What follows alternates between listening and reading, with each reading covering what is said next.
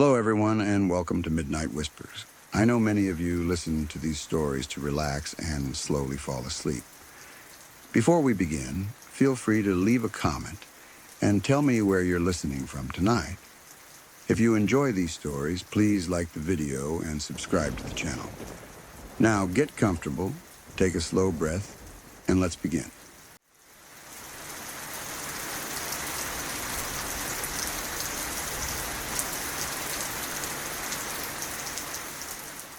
I was 10 years old when this happened, living in Mesa, Arizona, in a neighborhood that most adults would describe as rough, but to me it was just home. I was a kid, completely unaware of how dangerous the world could be. I didn't think in terms of crime or bad intentions. I thought in terms of getting home on time, not upsetting my mom, and doing what I was told. At that age, your world is small, and you trust it because you don't yet know how much there is to fear. I used to walk to and from my friends' houses all the time. It was normal. My mom had one main rule: be home by 9. I took that rule seriously. I never wanted to be late. I would always start walking home around 8:40, giving myself enough time to get back without rushing. The walk wasn't long, just a couple of blocks. It was so routine that I never questioned it. This happened during a time of year when the sun set early, around 5:30 in the evening.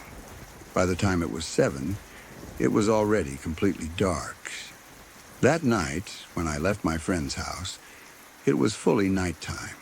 Streetlights were on, the air was quiet, and the neighborhood felt still in that way it does after most people have gone inside.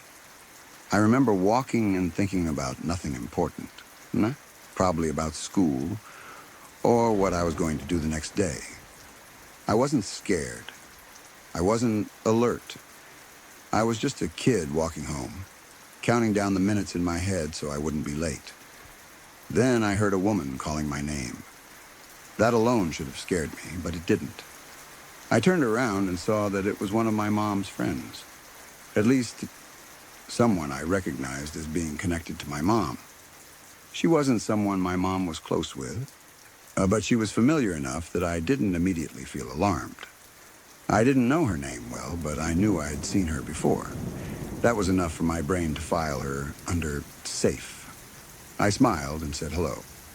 She walked up to me and started talking right away. She told me that my mom had called her and asked her to come get me. She said something had happened at my house, that it was an emergency, and that I needed to go with her immediately. She said her husband was nearby and they were going to drive me home. Hearing the word emergency made my chest tighten. I instantly worried about my mom. I didn't question her story the way an adult might. I didn't think to ask why my mom wouldn't call me herself. I didn't wonder why someone else would be sent when I was so close to home. I just heard, "Your mom needs you, and something is wrong," and that was enough. I was only about 5 minutes away from my house. I could have been home so quickly. But I agreed to go with her. As we started walking toward her car, something inside me changed. It wasn't a thought. It wasn't logic. It was a feeling that hit my body before my mind understood it. My stomach dropped. My legs started to shake. I felt this deep, uncomfortable sense of dread that I had never experienced before. At the time, I didn't have the words for it. Now, as an adult, I know exactly what it was. My instincts were screaming. I slowed down and stopped walking. My heart was beating fast, and I felt confused. Part of me wanted to keep going because she was an adult, and she knew my mom. Another part of me felt like something was very wrong. That second part had never been so loud before.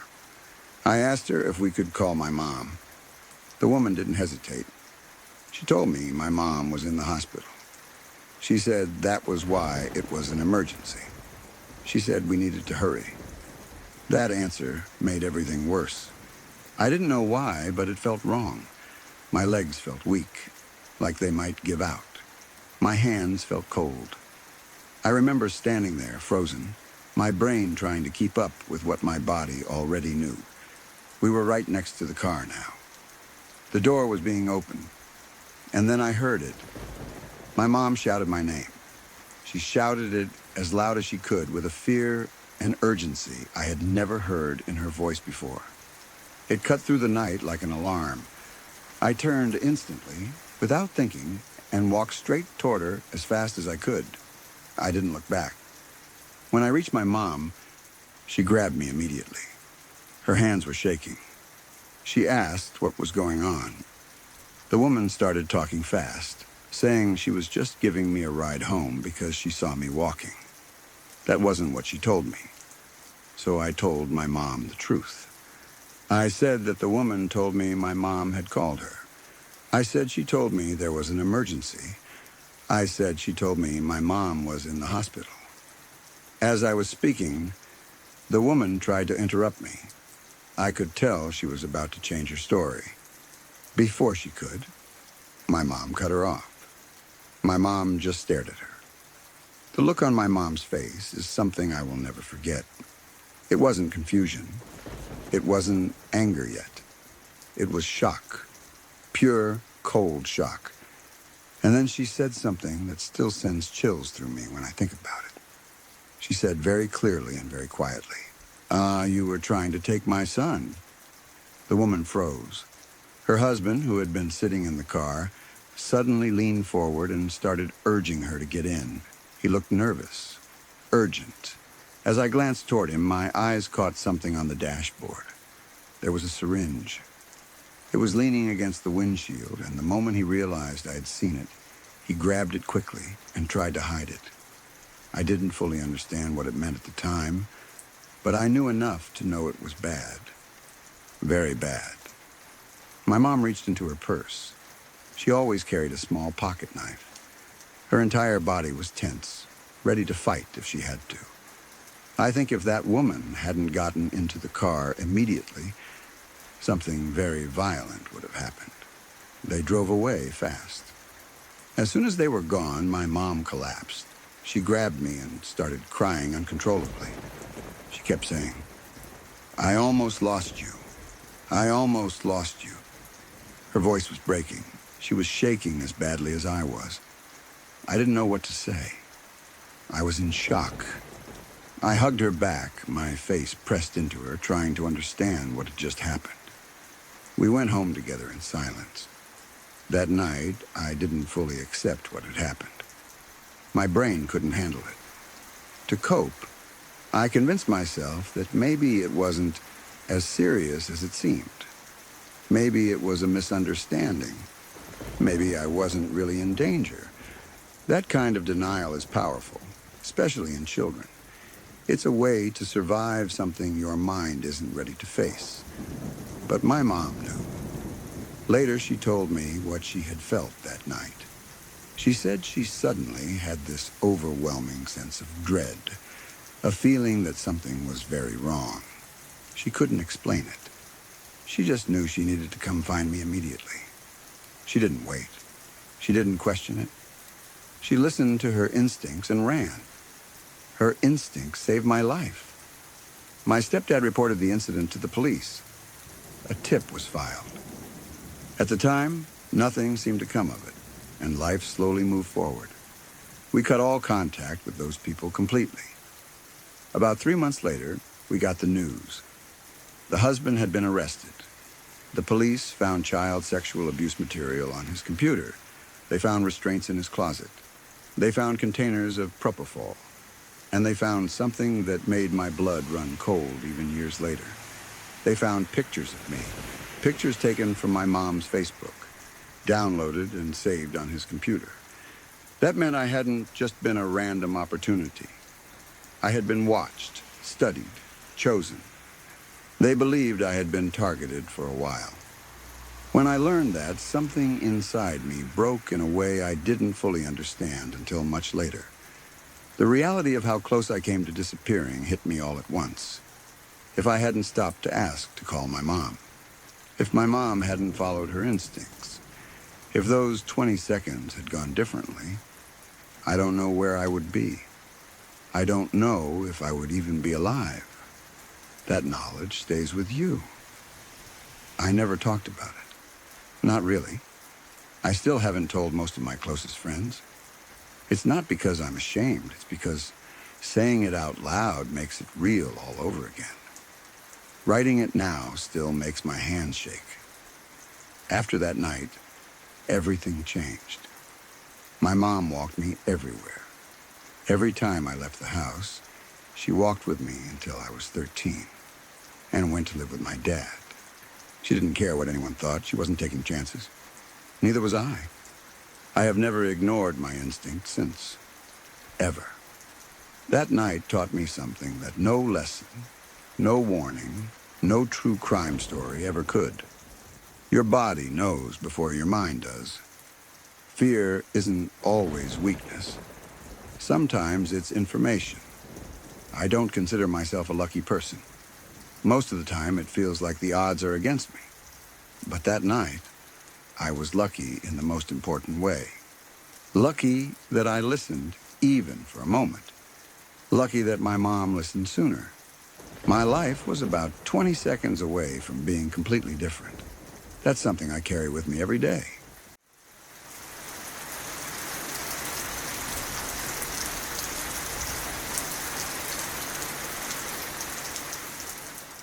A couple of friends of mine went through something on their honeymoon that still makes my stomach turn when I think about it.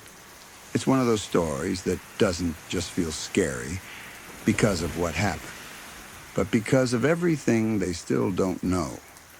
The gaps, the missing hours, the unanswered questions. Even now, they don't really like to talk about it, and I understand why. They had just gotten married and decided to take their honeymoon at a resort in Mexico. It wasn't some ultra-luxury, high-end place you see in travel magazines, but it was nice. Clean, comfortable, right on the beach. They paid for it themselves and were proud of that. They weren't trying to impress anyone. They just wanted a few days away together to relax, celebrate, and start their life as a married couple. The first day went exactly how you'd expect. Travel, a check-in, unpacking, laughing about how strange it felt to finally be husband and wife. They were tired but excited, that mix of exhaustion and happiness you get after a big event like a wedding. That evening, they decided to head down to one of the resort bars on the beach. It felt like the perfect honeymoon thing to do. Sand, ocean air, music, drinks, and finally being able to slow down. They sat at the bar together, talking, laughing, watching the waves in the dark. The husband had a couple of drinks. Nothing excessive. He wasn't trying to get drunk. The wife was barely drinking at all. She was slowly sipping her first drink, taking her time. Neither of them were heavy drinkers, but the husband especially knew his limits. He knew what a couple of drinks felt like. Not long after they started drinking, things began to feel off. The wife started acting extremely intoxicated, far more than made any sense. She wasn't just tipsy. She was slurring her words, having trouble focusing, and seemed confused. At first, they both tried to laugh it off, thinking maybe the drinks were stronger than expected, or that travel exhaustion was catching up with them. But then the husband realized something was wrong with him, too. He felt far more drunk than he should have. Disoriented, heavy, sluggish. His thoughts felt slow and foggy, like he couldn't fully grab onto them. He knew this feeling didn't match the amount of alcohol he had consumed. It wasn't the normal progression of being buzzed or even drunk. It felt sudden and overwhelming. That's when the unease really set in. They both looked at each other and silently agreed that something wasn't right. This wasn't fun drunk. This wasn't honeymoon vibes. This was uncomfortable and scary. They decided to leave immediately and go back to their room. They didn't want to stay another minute. They stood up, unsteady on their feet, and left the bar. That's where their memory ends. The next thing the husband remembers is waking up hours later. he came to with a pounding headache, his mouth dry, his body aching in a way that felt deeper than a normal hangover. Before he could even fully open his eyes, he realized something was wrong. He was on the floor, naked, disoriented, confused. Then he heard his wife. She was hysterical. She was crying, panicking, barely able to speak clearly. She was also naked, on the floor, just as confused and terrified as he was. Neither of them had any memory of how they got there. No memory of leaving the bar beyond the decision to go upstairs. No memory of walking back to their room. No memory of unlocking the door. No memory of undressing. No memory of anything that happened in between. They looked around the room, and the horror deepened. The room had been ransacked. Drawers were pulled out, bags were dumped on the floor, clothes were scattered everywhere. Anything that could be opened had been opened, anything that could be searched had been searched. All of their cash was gone. All of their credit cards were gone. Everything. They felt sick, physically and emotionally. Their heads were pounding, their stomachs were churning, and their bodies felt weak. It was the worst hangover either of them had ever experienced, but it didn't feel like a normal hangover at all. It felt heavier, more brutal, like their bodies had been poisoned. Panic set in quickly. They were in another country, on their honeymoon, with no money, no cards, no memory of what had happened, no idea who had been in their room or what they had done, no idea how vulnerable they might have been. The wife was especially distraught. Being naked and unconscious with no memory of what happened is deeply violating, even if you don't know for sure that something worse occurred. The uncertainty alone was traumatizing. The husband was trying to stay calm, trying to ground both of them, but he was terrified too. They immediately tried calling family and friends back home. It was very early in the morning because of the time difference, and at first no one was answering. Every unanswered call made the panic worse. They felt completely alone. Eventually, they managed to get through to some mutual friends of ours. Explaining what had happened was difficult. They were shaken, emotional, and still not fully clear-headed. But they managed to get the basics out. They thought they had been drugged. They had been robbed. They had no money or cards. They didn't know what to do. Those friends sprang into action. They helped arrange for money to be sent to them, though it wasn't easy without credit cards and with international barriers. There were delays and complications, adding even more stress to an already overwhelming situation. But eventually, they were able to get enough money to cover essentials and make plans to get home. Throughout all of this, the most disturbing part never changed.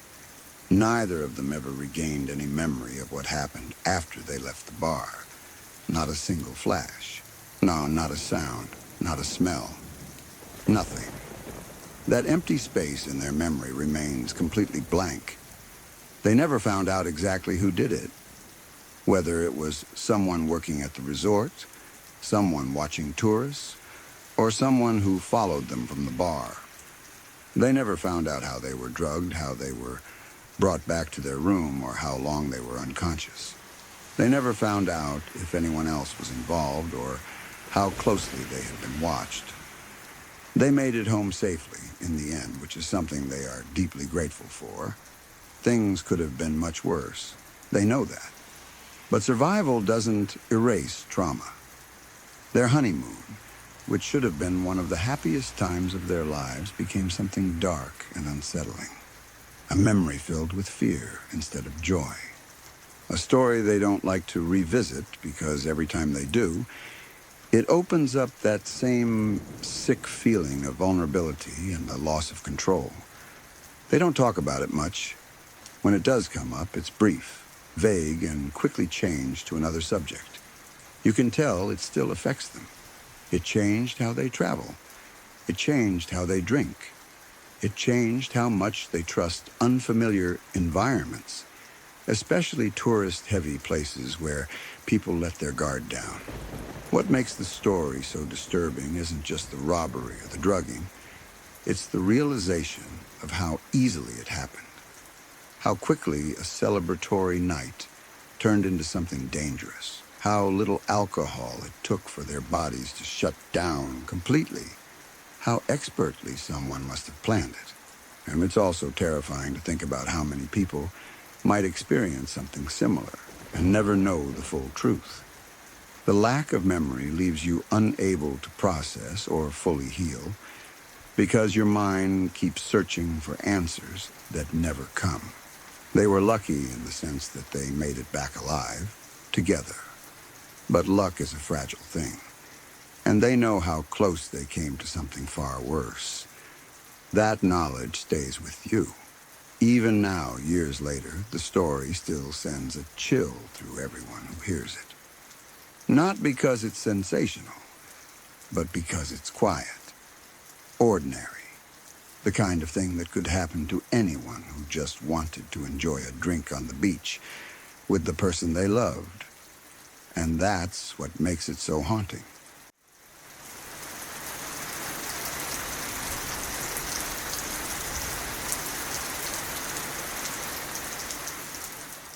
This happened back in 2013, and even now, more than a decade later, it's still the single scariest thing I've ever personally experienced. Not because anything jumped out at me or caused an accident, but because of how quiet it was, how fast it happened, and how there has never been an explanation that fully makes sense. I was driving home late at night. Sometime around midnight, I had just left my girlfriend's place and was in a good mood, relaxed, tired in that comfortable way you are after spending time with someone you care about. The roads were empty, the kind of empty you only really get that late at night. No traffic, no noise, just headlights cutting through the dark and music filling the car. At some point, I ended up driving behind a red truck, a red Ford Ranger. I remember that detail very clearly, even now. It wasn't right in front of me, but it wasn't far either. I'd say I was about 40 or 50 feet behind it. Close enough to clearly see it, its shape, its color, but far enough that I wasn't tailgating or anything like that. We were heading toward a bridge I knew well. It wasn't a small bridge. It was fairly long, with a noticeable peak in the middle. From one end of the bridge to the peak was roughly 3/4 of a mile, and the same distance down the other side. On top of that, the roads on either end of the bridge were long, straight stretches too, about another mile each way. No side roads, no exits, no turnoffs, just straight, open road. One of the reasons this bridge stands out so much in my memory is because of the visibility. When you're at the highest point, the middle of the bridge, you can see a long way in both directions, roughly 2 miles ahead, easily. Headlights, taillights, anything moving would be obvious. That night, I wasn't thinking about any of that. I was just driving. Music was on, windows up. Everything felt normal. As the red truck and I approached the bridge, nothing seemed unusual. It maintained a steady speed. I maintained mine. We started going up toward the peak. Then, right before the truck crested the top of the bridge, I felt something that made my stomach drop. It was sudden and intense. That weird sinking feeling you get on a roller coaster right before the drop. Not fear, exactly, but anticipation mixed with unease. It didn't come from any thought. Nothing had happened yet. My body just reacted. I remember thinking, that's weird. The red truck reached the peak and went over it. From where I was, just behind the crest, I couldn't see what was on the other side yet. The slope of the bridge blocked my view. The truck disappeared from sight the way any vehicle does when it goes over a hill. 4 or 5 seconds passed. I reached the top of the bridge, and the truck was gone. Completely gone. At first, my brain didn't accept it. I expected to see the red truck somewhere down the road, even if it had sped up a bit. But when I looked ahead, there wasn't a single vehicle in sight. No taillights, no headlights coming the other way, nothing. Just empty road. I slowed down slightly, scanning the road, thinking maybe I'd missed something, but there was nowhere for it to go. No exits, no turnoffs, no side streets. Just a long, straight stretch of open highways stretching out in front of me. Even if that truck had slammed on the gas the second it went over the peak, it shouldn't have been able to vanish like that. Not in 4 or 5 seconds. Not with that kind of visibility. Even a supercar would still be visible at that distance.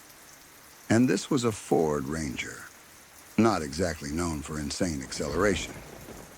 My heart started pounding. I checked my mirrors. Nothing behind me either. The road was empty in every direction. It was like the truck had never been there at all. I remember gripping the steering wheel tighter, my eyes darting back and forth, trying to make sense of it.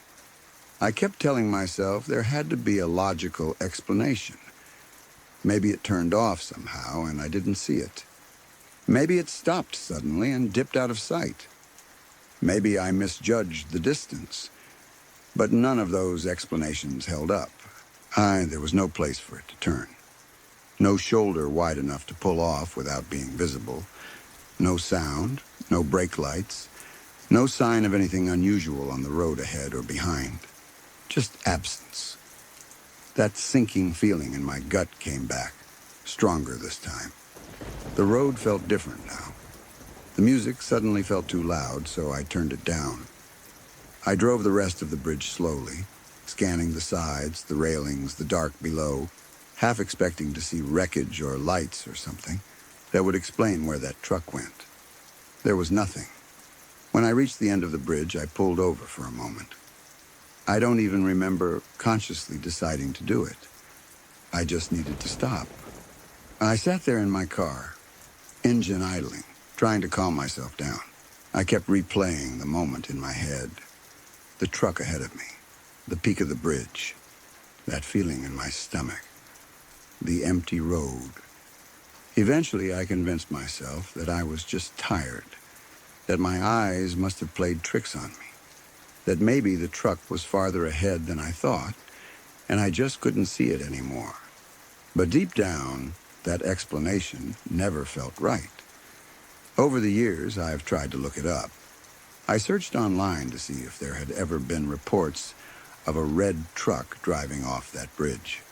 An accident, a disappearance, anything that would line up with what I saw.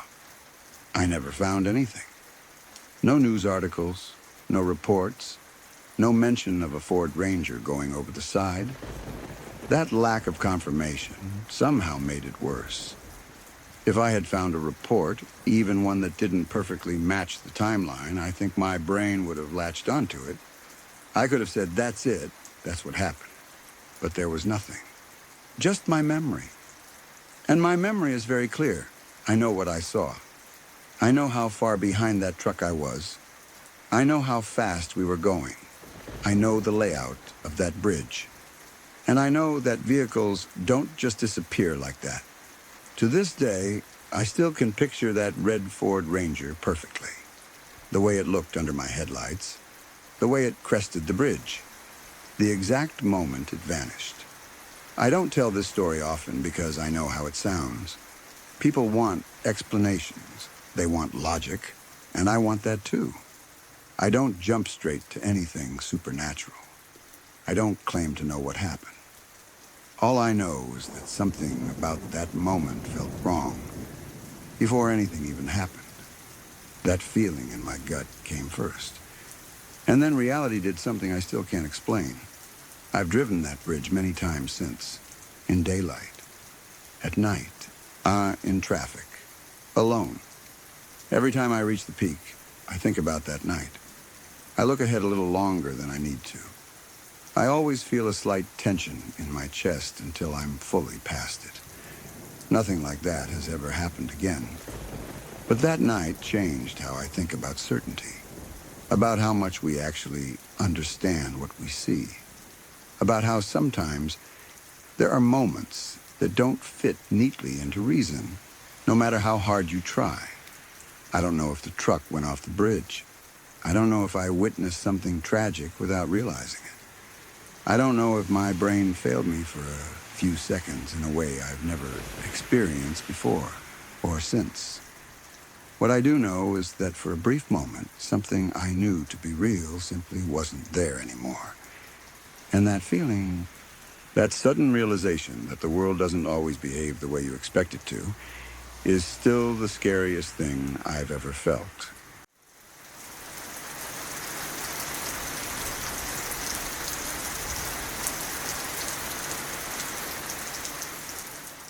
Up to this day, I still look back on this experience trying to find a logical explanation for what happened. I'm not someone who jumps to paranormal conclusions easily, and I've replayed that night in my head more times than I can count, searching for something that makes sense. This happened back in 2003, and even after all these years, the memory is still incredibly clear. At the time, I was staying at a coastal resort with my ex. It wasn't a crowded hotel or a busy tourist spot. The place was quiet and spread out. The cottages were individual units, spaced far apart from each other, probably around 200 meters or so. During the day, the distance felt peaceful and private. At night, it felt isolating. Our cottage was close to the shoreline, surrounded by sand, sparse vegetation, and darkness once the sun went down. There weren't many lights outside. Most of the illumination came from inside the cottages themselves. Once those lights were off, the area became pitch black except for the moon and distant ambient glow from other units far away. That night, everything was normal. We had checked in earlier, spent the evening relaxing, and eventually ended up in bed with a few beers. It was somewhere between 11 and 11:30 at night. We had turned off all the lights in the room, leaving only the television on. The TV cast a soft, flickering glow across the room, just enough to see shapes and movement, but not enough to fully light the space. The mood was relaxed. Nothing felt tense or strange. We were talking, half watching whatever was on TV, half lost in our own thoughts. The sound of the waves outside was steady and calming. If you had asked me in that moment whether I felt unsafe, I would have said no without hesitation. Then, without any warning, the doorknob rattled violently. It wasn't a light jiggle or an accidental bump. It wasn't the kind of sound you'd expect from wind or a loose handle. It was aggressive, forceful. Someone was clearly trying to open the door, twisting the knob back and forth hard, as if they were determined to get inside. The sound was so sudden and intense that my body reacted before my mind did. My heart immediately started racing. My ex froze, sitting upright in bed, staring at the door in shock. For a split second, neither of us spoke. The only sound in the room was the TV and the violent rattling of the door handle. I didn't think. I reacted. There was no double lock on the door. That realization hit me instantly and made the situation feel even more dangerous. My first instinct was to physically block the door. I jumped out of bed and threw my body against it, pressing my full weight into the wood, my back braced, my feet sliding slightly on the floor as I tried to anchor myself. The force of me hitting the door was loud. I'm certain whoever or whatever was on the other side heard it clearly. Despite that, the doorknob continued to twist and shake. It didn't slow down. It didn't hesitate. If anything, it felt just as determined as before. At this point, adrenaline had completely taken over. My thoughts were racing. I was trying to process who could possibly be out there. Resort staff? Unlikely, especially at that hour, and certainly not in that manner. Another guest? Also unlikely, given how isolated the cottages were and how aggressive the attempt was. A drunk mistake didn't fit either. This didn't feel confused. It felt intentional. I lowered myself down, keeping my weight against the door, and pressed my face close to the floor. There was a small gap between the bottom of the door and the floor, enough for light or shadows to pass through. I figured that if someone was standing outside, I'd see their feet. At the very least, I'd see movement, a shadow, something. There was nothing. No feet, no shifting shadows, no change in light, nothing at all. The space beyond the door looked exactly the same as it had moments earlier, just darkness. But the doorknob was still rattling. That's when the fear shifted from panic to something colder and deeper, confusion mixed with dread. My brain struggled to reconcile what my ears were hearing with what my eyes were seeing. Someone was clearly manipulating the door handle, using force, yet there was no visible sign of anyone being there. I stayed like that, face close to the floor, straining my eyes, barely daring to breathe. The TV continued to flicker behind me. My ex was silent, likely terrified, watching me and the door, unsure of what to do. The rattling went on longer than it should have. It felt like forever, though in reality it was probably only seconds. Long seconds, stretched out by fear. Then suddenly it stopped. The doorknob went completely still. There was no final twist, no sound of someone stepping back, no footsteps moving away, no voices, no rustling in the sand. Just silence. That silence was almost worse than the noise. I stayed pressed against the door, listening as hard as I could. My ears rang with tension. I expected to hear something, anything, that would confirm someone had been there. But there was nothing. The sound of the ocean continued as if nothing had happened. We waited. Neither of us moved. Neither of us spoke. I counted in my head, trying to decide how long was long enough to be sure. My muscles were tense, my body aching from holding the position, but I didn't dare pull away too soon. After a few minutes, I slowly shifted my weight and stood up. I reached for the door handle, my hand shaking slightly. I hesitated before turning it, knowing that once I opened the door, whatever explanation I might find would either calm me or make things much worse. I opened the door. The night air rushed in, cool, quiet, empty. There was no one there. I stepped outside cautiously, scanning the area. The sand surrounding the cottage was undisturbed. No footprints, no marks. Nothing to indicate anyone had been standing there moments earlier. The path leading away from the cottage was empty. The neighboring cottages were far off, their lights faint in the distance. There was no sound of retreat, no doors closing, no voices, no sign of movement anywhere. It was as if nothing had happened at all. We looked at each other, and without saying much, we both knew we weren't staying there another second.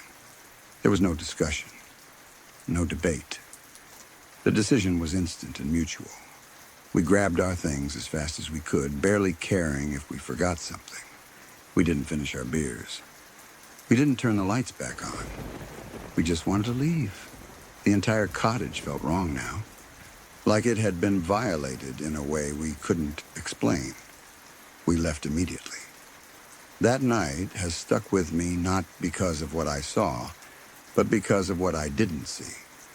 If someone had been there and run off, I think I could have eventually rationalized it. A drunk guest. Someone looking for the wrong cottage. Even a would-be thief who got scared off. Those explanations, while unsettling, still fit within the boundaries of reality. But this didn't. The physical act of someone violently trying to open the door required presence. It required hands. It required a body applying force. And yet, there was no visible sign of anyone being there.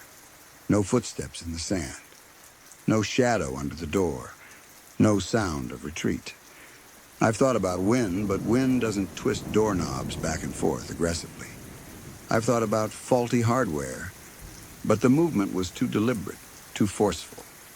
I've thought about some kind of prank, but the logistics don't line up.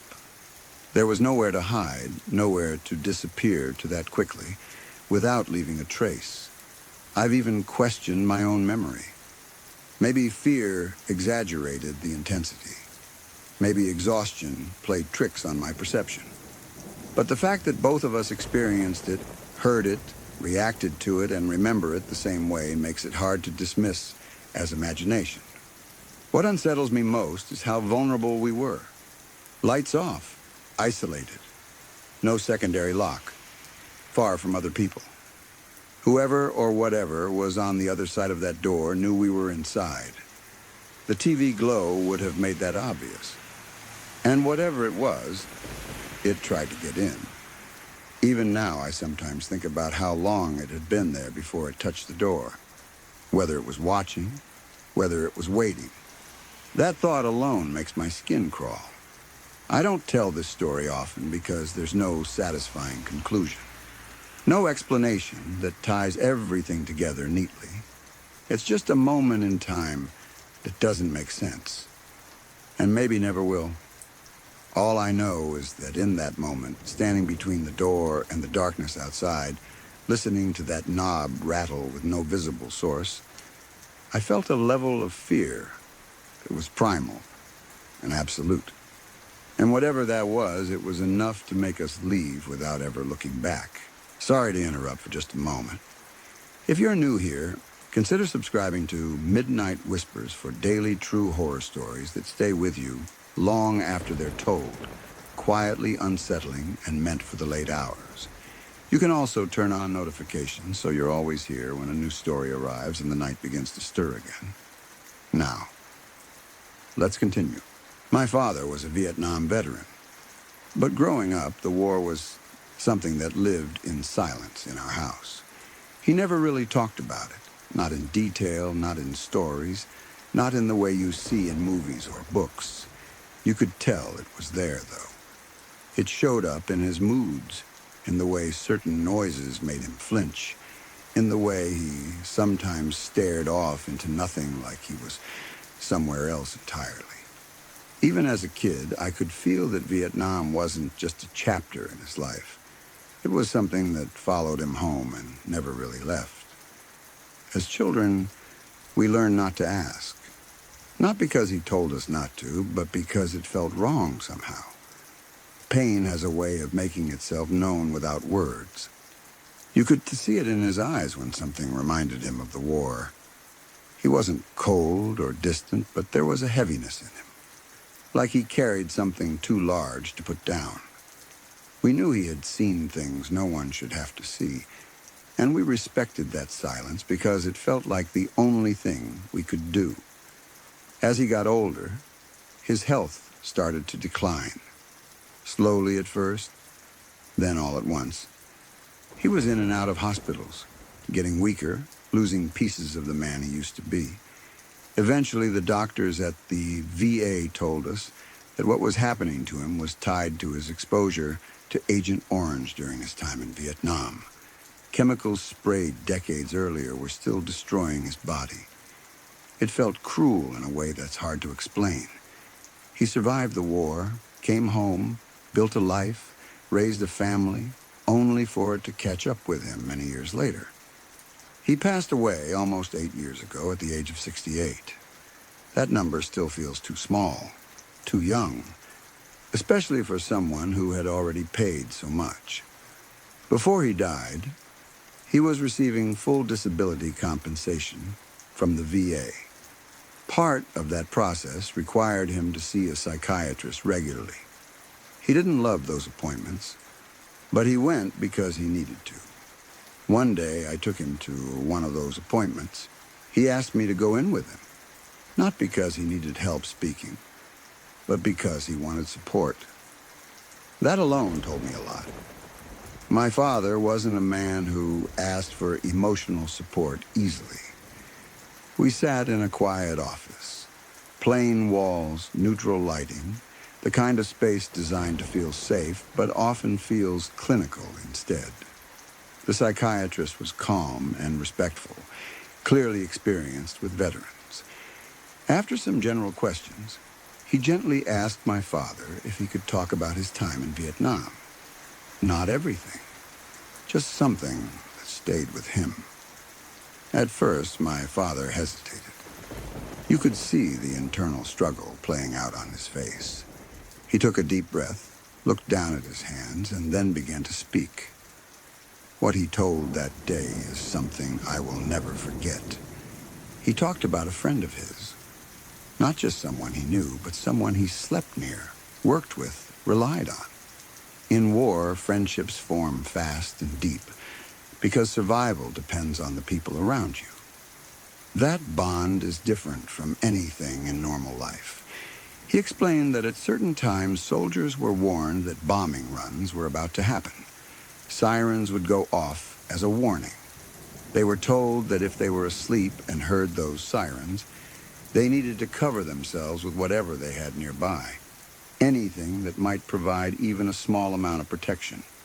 A pack, equipment, pieces of metal, whatever was available. It wasn't guaranteed to save them, but it could make the difference between life and death. One night, my father and his friend were sleeping when the sirens went off. My father woke up. He described that moment with painful clarity. The sound of the sirens cutting through sleep. The sudden jolt of fear. The training kicking in before his mind could fully process what was happening. He grabbed whatever he had near him and threw it over his body. He didn't even remember exactly what it was, only that he reacted fast. Then the bombs started falling. He didn't go into graphic detail, but he didn't have to. The way his voice changed said enough. The noise, the shaking, the feeling of the ground reacting to explosions, the uncertainty of whether the next one would be the one that hit you directly. When the bombing finally stopped, there was an eerie silence. The kind of silence that feels heavy, like the world is holding its breath. My father crawled out from under what he had covered himself with, and that's when he saw his friend. His friend never woke up. He slept through the sirens. He never took cover. He had been decapitated by the bombing. When my father said that, his voice broke completely. He started crying in a way I had never seen before. Not quiet tears, not controlled emotion. This was raw, deep grief pouring out decades later, as fresh as if it had just happened. He said he remembered standing there, staring, unable to move, unable to understand how he was alive while his friend was gone. One moment they were sleeping near each other, sharing the same danger, the same space. The next moment, one of them no longer existed in the way a person should. He kept saying he should have woken him. That maybe if he had shaken him, yelled louder, done something, his friend might have lived. Even though logically he knew there was no guarantee, the guilt never left him. Survivor's guilt is a cruel thing. It doesn't care about logic.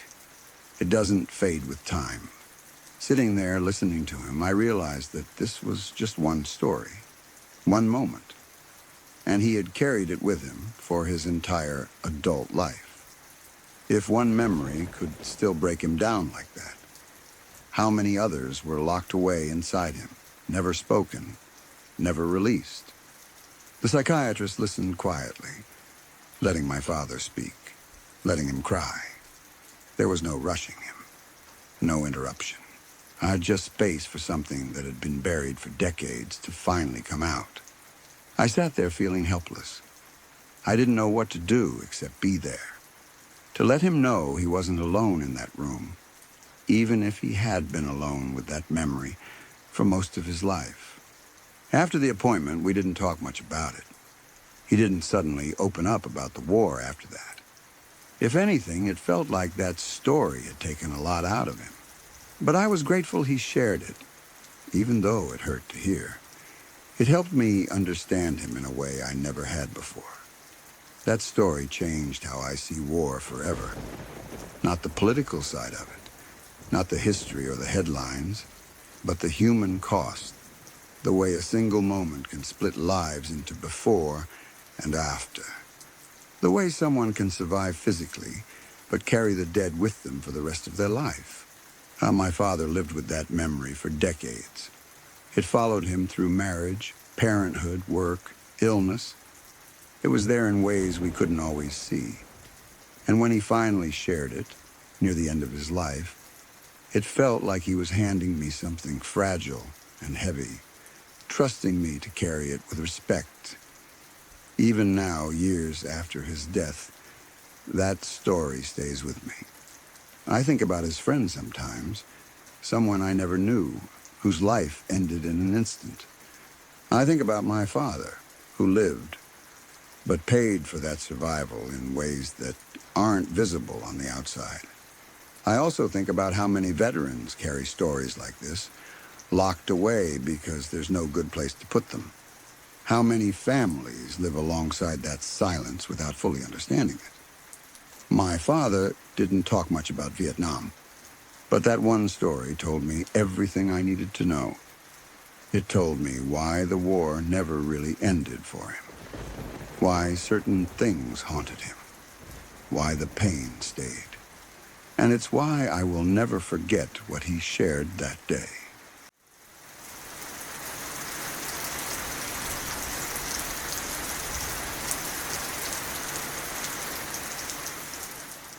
This happened while we were visiting California.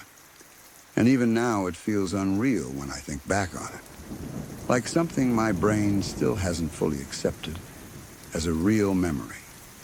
At the time, my wife and I were traveling with our daughter, who was about 10 months old. She was still so small, still in that stage where the world around her meant nothing beyond warmth, comfort, and familiar voices. We were staying with my father-in-law and spending a few days together, trying to enjoy time as a family. One day, we needed to drive into the city. My father-in-law had to take care of a traffic ticket at the courthouse, so we all piled into the car and headed out together. It felt like a completely normal errand. Nothing about that day suggested it would become one of the most disturbing things I've ever witnessed. We were talking casually.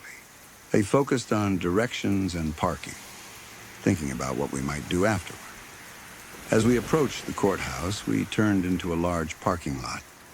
There was a gate at the entrance with an attendant standing nearby, controlling who went in and out. Everything looked ordinary at first until a car ahead of us started acting strangely. It wasn't speeding like a car on a highway, but it was definitely moving too fast for a parking lot, especially one near a courthouse with pedestrians around. At first I thought maybe the driver was just impatient or careless. Then I noticed the gate attendant. He wasn't calmly waving cars through. He was moving quickly, almost running, clearly trying to catch the attention of the driver, or stop the car from going further into the lot. That immediately raised alarms in my head. You don't usually see a guard chasing a car unless something is very wrong. We slowed down, confused, trying to understand what we were seeing. The car continued deeper into the lot instead of stopping. If anything, it seemed to pick up speed. That's when something happened that made my stomach drop. The passenger door opened while the car was still moving. A woman fell out. She didn't step out or climb out carefully. She fell. It looked uncontrolled, desperate, like she had been trying to escape. She hit the ground hard and rolled, then scrambled to her feet. For a second, my brain couldn't process it. I remember thinking, did I really just see that? My wife and I both stared in disbelief. We hadn't even entered the lot fully yet. We were still just outside the gate, and instinctively, I stopped the car. Everything in my body told me not to move forward. Something terrible was unfolding right in front of us. The car came to a stop a short distance ahead. The driver jumped out immediately and started running after the woman. That alone was terrifying. It didn't look like a normal argument or confusion. It looked like a chase, a predator chasing prey. The woman was screaming, not yelling, screaming. That sound cuts through everything. It instantly tells you that this isn't just chaos. It's danger. The parking lot attendant was now running too, chasing after the driver, clearly trying to intervene or get help. People nearby were starting to freeze, unsure whether to run, hide, or help. Everything was happening so fast that there was no time to think, only to react. That's when I noticed something that made my heart race even faster. The driver had a knife. It was visible in his hand as he ran. There was no mistaking it. This wasn't a threat that might escalate. This was already violent, lethal. The woman ran toward the courthouse steps, probably the only place she could think of where there would be security, people, and protection. She was moving as fast as she could, but panic and fear slow you down in ways you don't expect. The driver was gaining on her.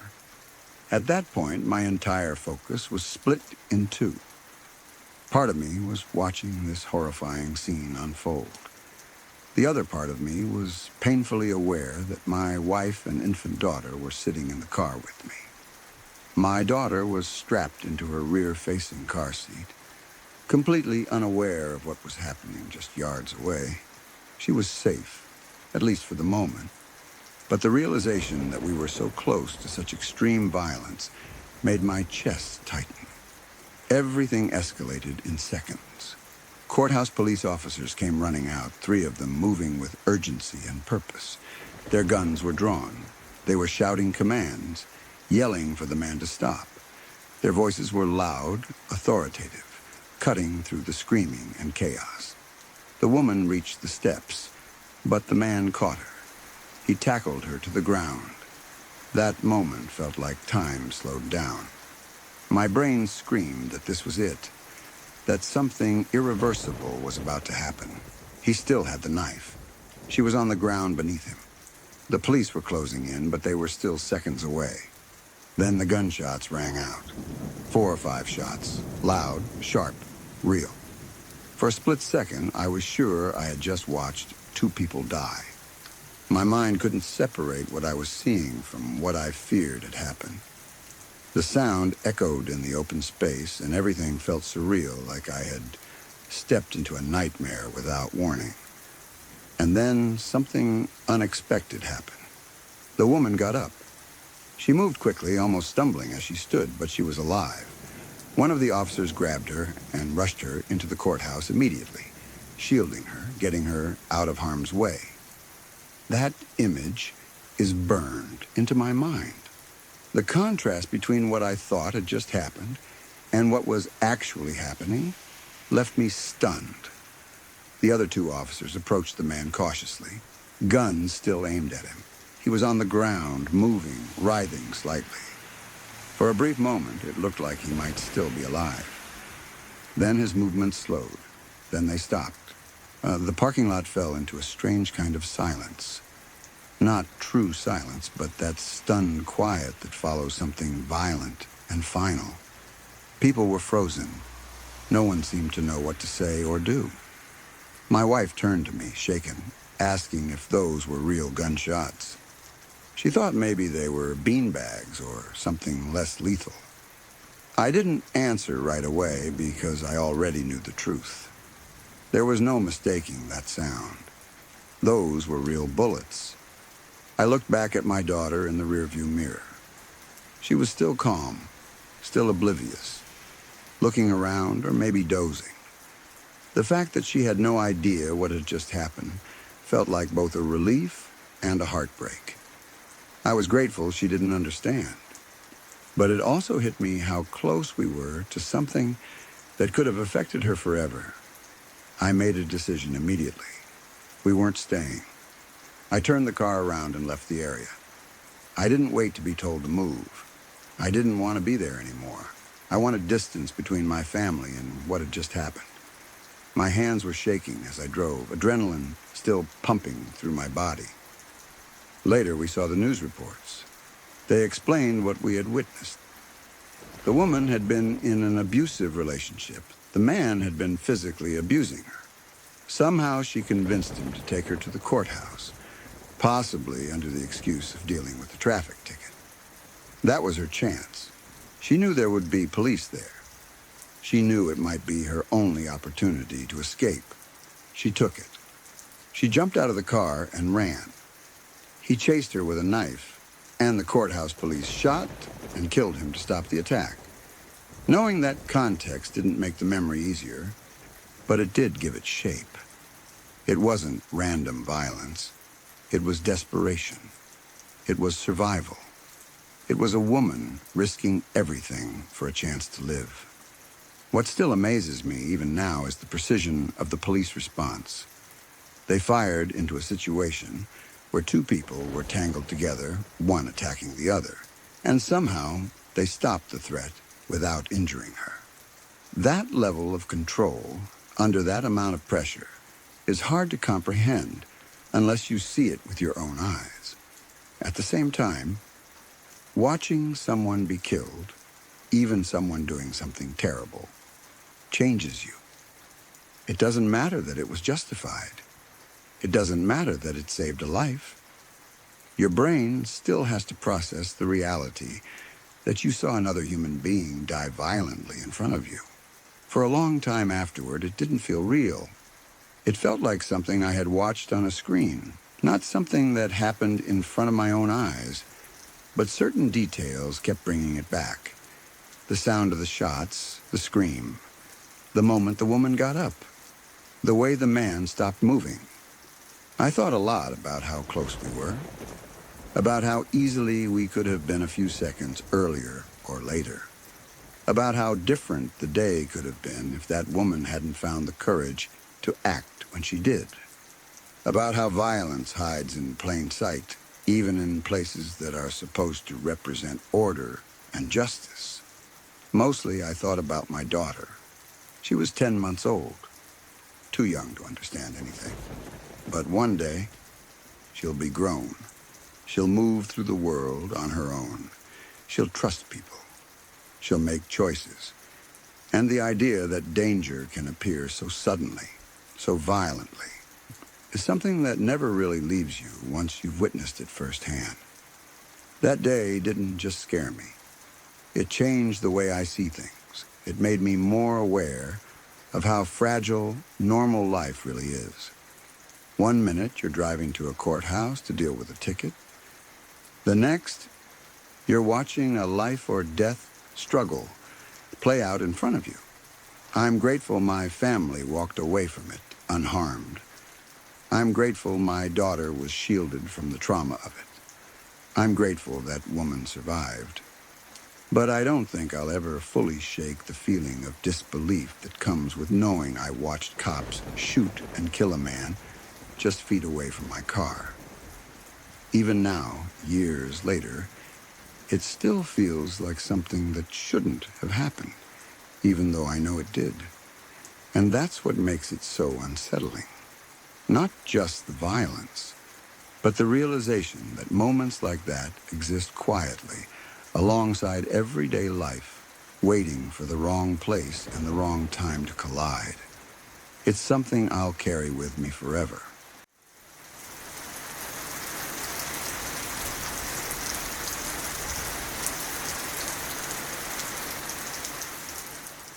This is still the scariest thing that ever happened to me as a child.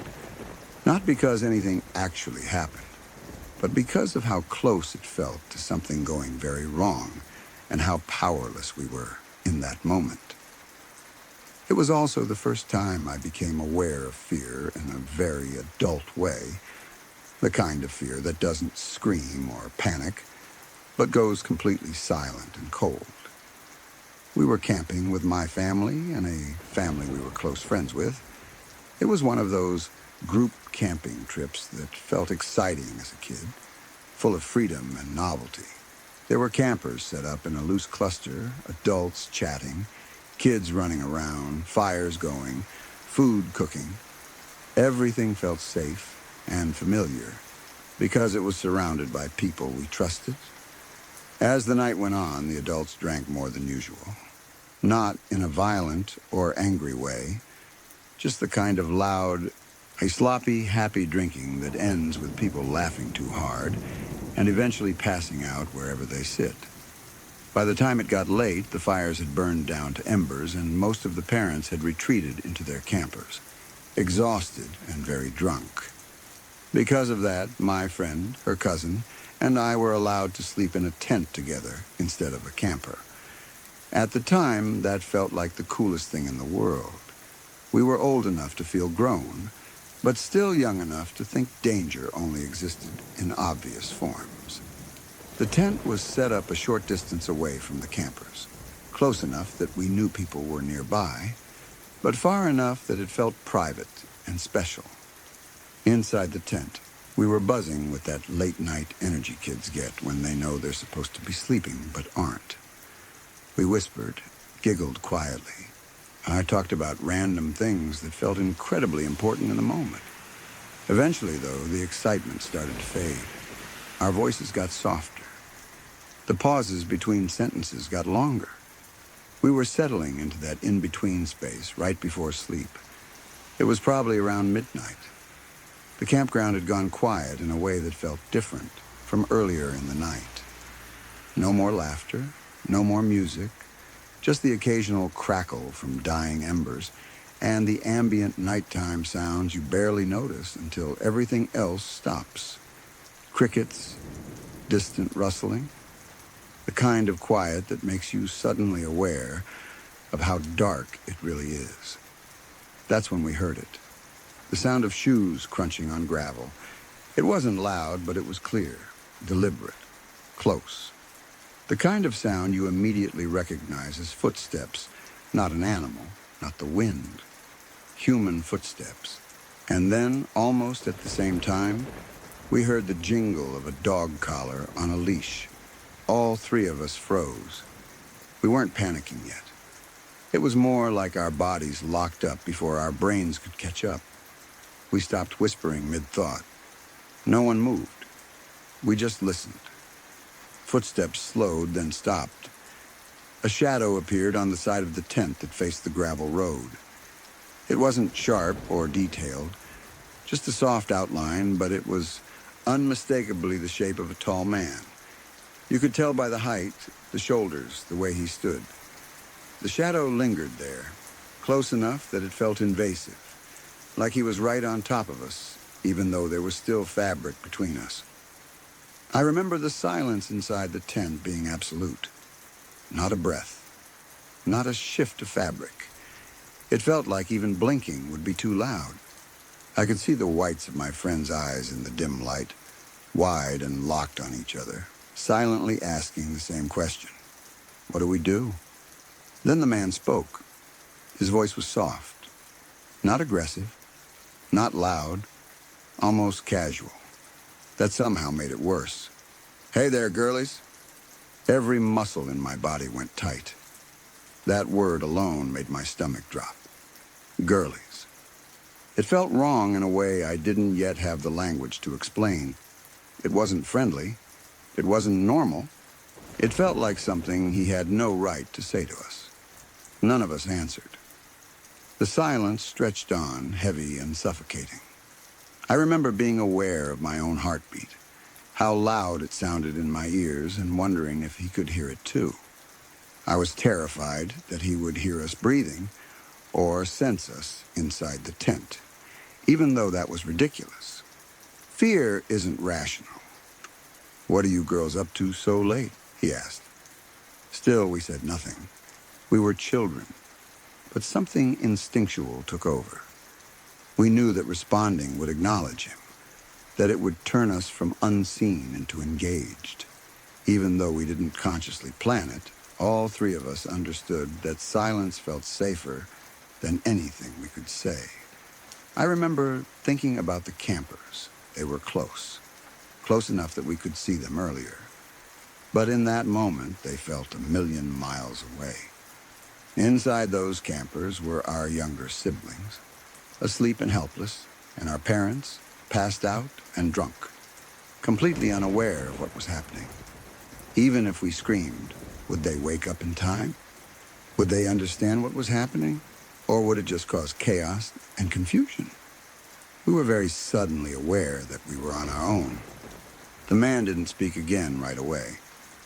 Instead, he hummed quietly to himself, not loudly, just enough that we could hear it, like he was thinking, like he was considering something. That sound still unsettles me when I think about it. It felt deliberate, like he knew exactly what he was doing, like he was enjoying the moment of uncertainty. The dog shifted slightly, the collar jingling again. Time felt strange. I don't know how long he stood there. It could have been seconds. It could have been a minute. In my memory, it feels endless. My body felt frozen in a way I had never experienced before, like fear had turned me into something solid and immobile. Then the shadow moved. Slowly it pulled away from the tent. The footsteps resumed, crunching on gravel, getting quieter as he continued down the road. The jingle of the dog collar faded with them. We stayed frozen long after the sounds disappeared. None of us spoke. None of us moved. I don't know what we were waiting for, maybe confirmation that he was truly gone. Or maybe we just didn't know how to exist normally again after that moment. Eventually, one of us whispered something. I don't even remember what. It didn't matter. The spell broke just enough for us to breathe again. Later, when we talked about it, we tried to rationalize it. Maybe he was just some drunk guy walking his dog. That's a very reasonable explanation. Campgrounds have all kinds of people. People drink. People wander. People make poor choices without malicious intent. But even if that's true, it doesn't erase how it felt. That was the first time I realized that fear doesn't always come with obvious danger. Sometimes it comes quietly, politely, wrapped in something that could almost be explained away. And sometimes the scariest part isn't what happens, but what could have happened. It was also the first time I realized that in a situation like that, I didn't have the right instincts yet. I didn't know if we should scream, run, speak, or stay silent. We chose silence, and in this case, it worked. But at the time, it didn't feel like a choice. It felt like paralysis. 2 hours later, one of us had to pee. By then, we had calmed down a little. Enough to convince ourselves that the danger had passed. Enough to move. Enough to think rationally again.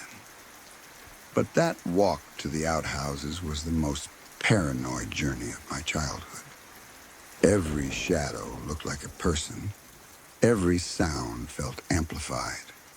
We moved fast, constantly looking over our shoulders, hearts pounding all over again. The outhouses had never felt so far away.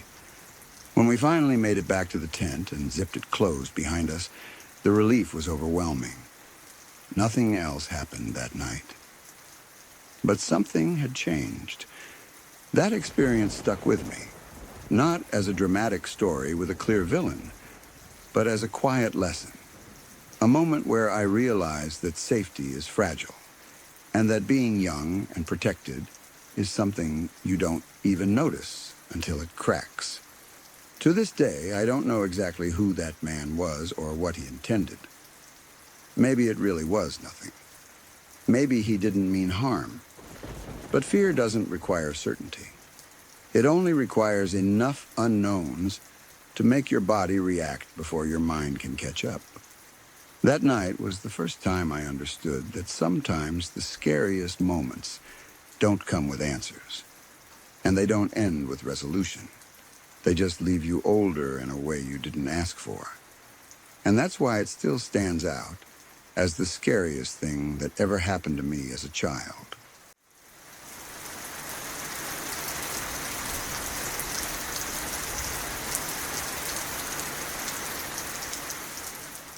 I lived in Germany for a couple of years, and during that time I met people whose life stories stayed with me in a way I never expected. These weren't stories told for attention or drama. They were shared quietly, sometimes reluctantly, usually only after trust had been built. They were the kind of stories that make you realize how close history really is, how it lives on inside people, shaping them long after the events themselves have ended. Two of those people come to mind more often than the others, and both stories are heartbreaking in very different ways. The first was a woman I met who survived Auschwitz. She didn't talk about it often. In fact, most people who knew her had no idea what she had been through unless she chose to tell them. When she did speak about it, her voice was calm, almost detached, as if distance was the only way she could survive the memory. But every now and then, something in her expression would change, and you could see how close the pain still was, even decades later. She grew up in Berlin and was in high school toward the end of the Second World War. She was young, intelligent, and outspoken in a way that was incredibly dangerous at that time. She became pregnant while still in school, which already put her in a vulnerable position in a society that was tightly controlled and unforgiving. Life during the final years of the war was chaotic, tense, and filled with fear. People watched what they said, even among friends, because a careless comment could destroy your life. One day, her teacher announced to the class that they would be working periodically in a munitions factory as a form of community service. It was framed as something patriotic, something expected. Most students stayed quiet. Saying nothing was the safest option. She didn't. She made a joke, something sarcastic, saying that she wasn't going to make guns for Hitler. It may have felt like a small act of defiance in the moment, maybe even a way to cope with the absurdity and horror of the situation. But in that environment, words were dangerous weapons. Someone reported her to the Gestapo. She didn't know immediately, but she found out quickly enough to understand what it meant. Being reported was often a death sentence, or at least the beginning of one. She didn't wait to see what would happen. She ran. She fled Berlin and went to stay with relatives near Dresden. There, away from the immediate danger, she gave birth to her daughter. Becoming a mother in the middle of war should have been terrifying enough on its own. But for her, it came with an added layer of fear. She knew that if the authorities found her child, the baby could be taken from her, used against her, or worse. In an act that still feels almost impossible to imagine, she made a decision that no parent should ever have to make. To protect her baby, she left her daughter behind with relatives and returned to Berlin.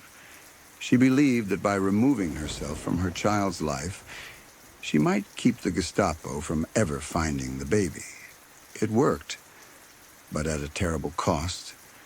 When she returned to Berlin, she was caught. She was labeled a political dissident and sent to Auschwitz.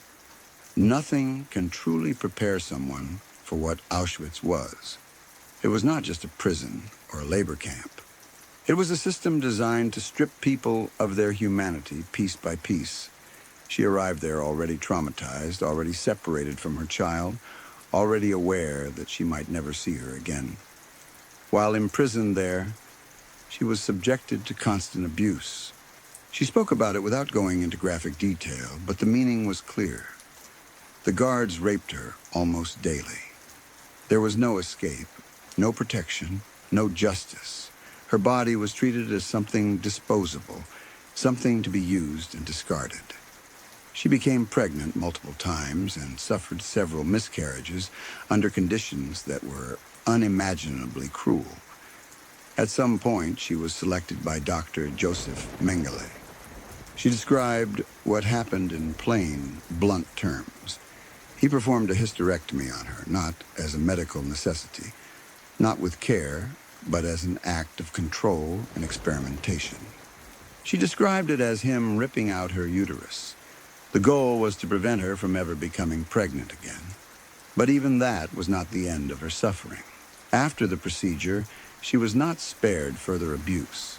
She was simply returned to the guards, her body permanently altered, her ability to have children taken from her. But her suffering continued.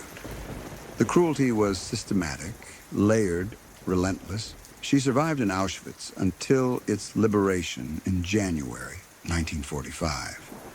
Survival, however, did not mean freedom in the way people often imagine it.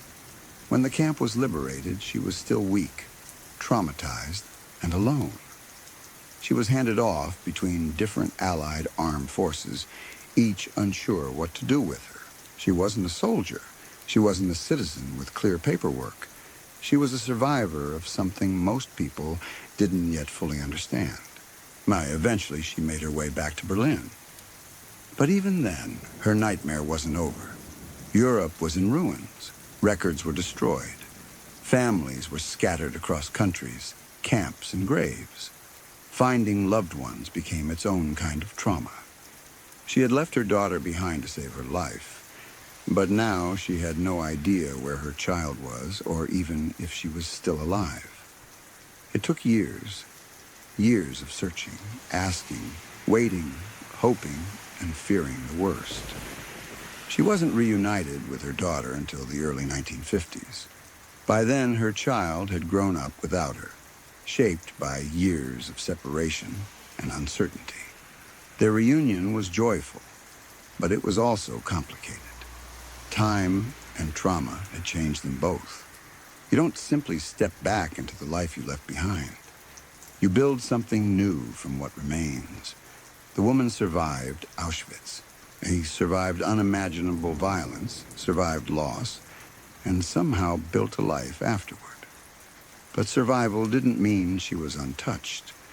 The war followed her in quiet ways for the rest of her life. In her silences, in her strength, in the sadness that sometimes flickered across her face when she thought no one was watching. The second story comes from a man I knew who served compulsory time as a soldier during the Cold War.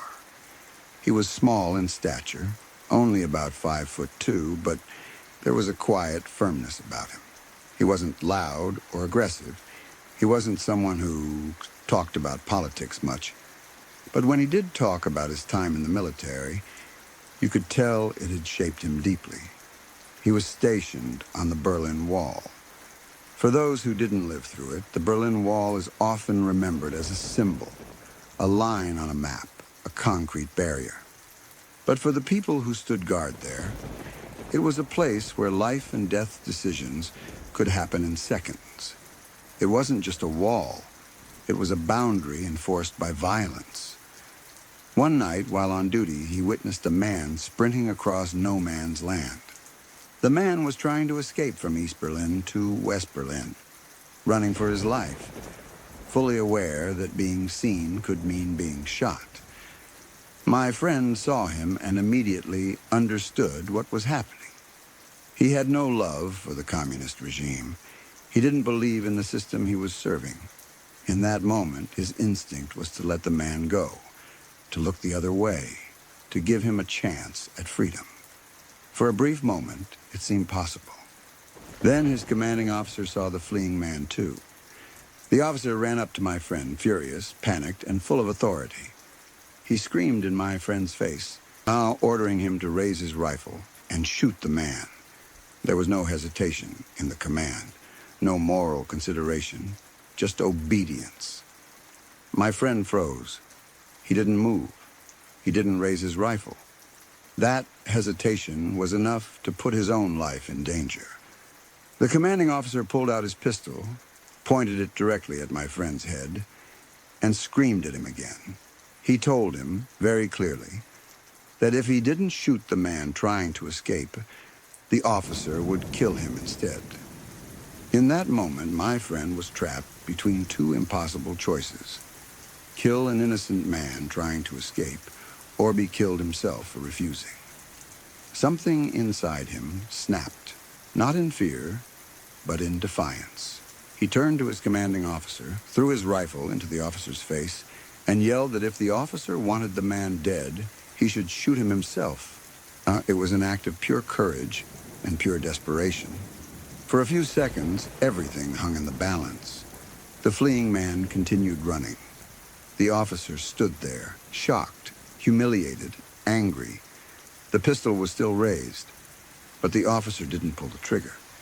Whether he lacked the nerve, feared consequences, or simply wasn't as committed to violence as he pretended to be, he backed off. The moment passed. The man running for freedom disappeared into the darkness and survived. My friend survived too. He was punished later, of course. Disobedience in the military, especially in that environment, was not taken lightly. But punishment was a small price to pay compared to what could have happened. He lived with the consequences, but he lived. When he told this story, there was no pride in his voice, no bravado.